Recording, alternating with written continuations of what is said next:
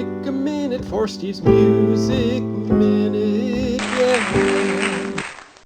Okay, welcome back to part 2 of this series on notation. I want to make an initial caveat that the notation I am going to be discussing throughout this series is just the Western music style of notation. There are plenty of other cultures that have their own styles, Chinese, Indian, and such and so forth, but those are way outside of my experience and knowledge. So, here we go.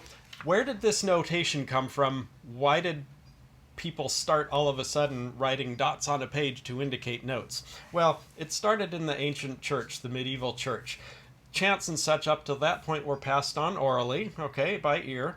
But at some point the church wanted to have a little bit of standardization, and so they needed to come up with a way to where you could notate, indicate what to actually sing, and disseminate it throughout the whole church kingdom, as it were. So they came up with what are called neumes, and these were basically little symbols that indicated the direction that the notes were supposed to go.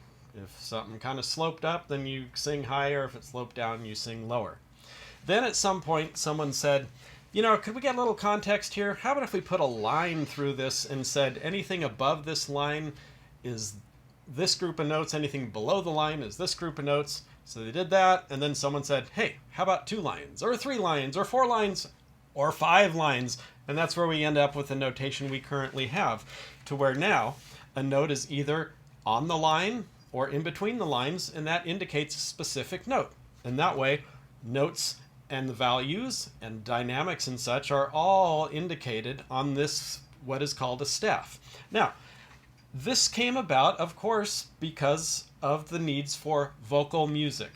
It's the same kind of notation, however, that we use for keyboard music, that we use for fretted instrument music, that we use for wind instruments, that we use for kind of for percussion and such. And it's really not ideal in all those cases, particularly piano, keyboards, and fretted instruments. It's not the best kind of notation that could have been done for those, but it is what we have.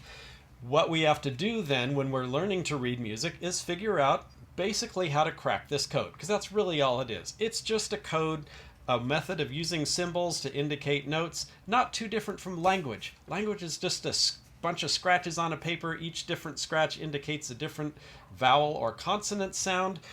This isn't that much different from that, so we just have to kind of wrap our brains around what this code means and how to apply it to our given instrument. All right, we'll catch you next time.